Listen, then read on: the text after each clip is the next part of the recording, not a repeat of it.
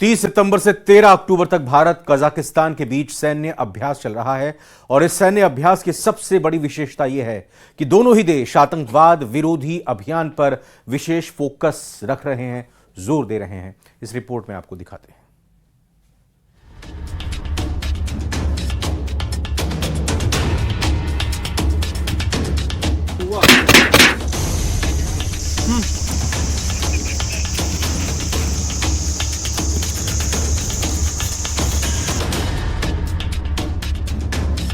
चमोली की औली में इन दिनों भारतीय सेना और कजाकिस्तान के बीच कांजिन 2024 के तहत सैन्य अभ्यास चल रहा है।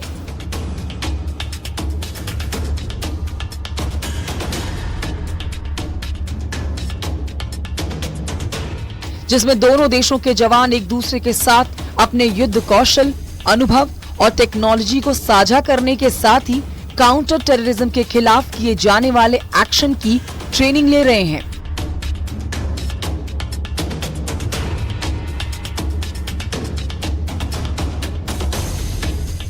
जिसमें आतंकवादी हमले को विफल करने के अलावा आतंकवादियों के खिलाफ हवाई हमले से लेकर जमीनी लड़ाई तक का अभ्यास किया जा रहा है।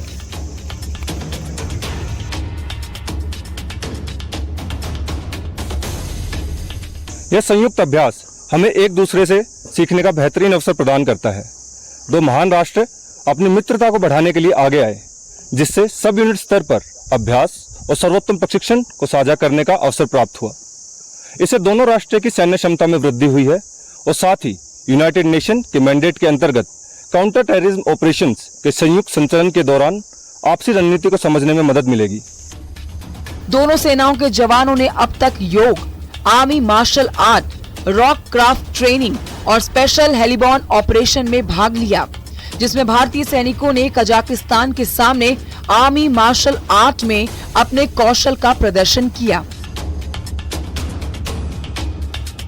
तो रॉक क्राफ्ट की ट्रेनिंग में सैनिकों को उबड़ खाबड़ पहाड़ी इलाकों में ऑपरेशन करने के साथ हेलीबॉर्न ऑपरेशन में सैनिकों की तेजी से हेलीकॉप्टर के जरिए तैनात करने का अभ्यास हुआ।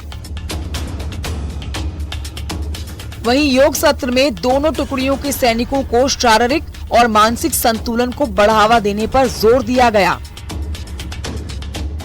हम काजिन 2024 के दौरान कजाकिस्तान और अपने आर्मी के बीच में एक सेक्शन किस प्रकार से रोम को इंटरवेंशन करता है और हाउस को क्लियरेंस करता है, इसी कार्रवाई का यहाँ पर हम प्रशिक्षण दे रहे हैं। इस युद्धाभ्यास के दौरान हम दोनों देश एक साथ मिलकर प्रशिक्षण ले रहे हैं। इस प्रशिक्षण के दौरान हम एक दूसरे की रणनीति और तकनीकी को सीखने का एक सुनहरा अवसर प्राप्त हुआ है।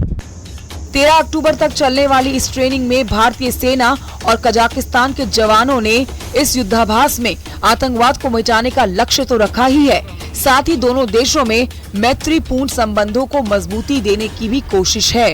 औली से न्यूज़ 18 के लिए नितिन सेमवाल की रिपोर्ट।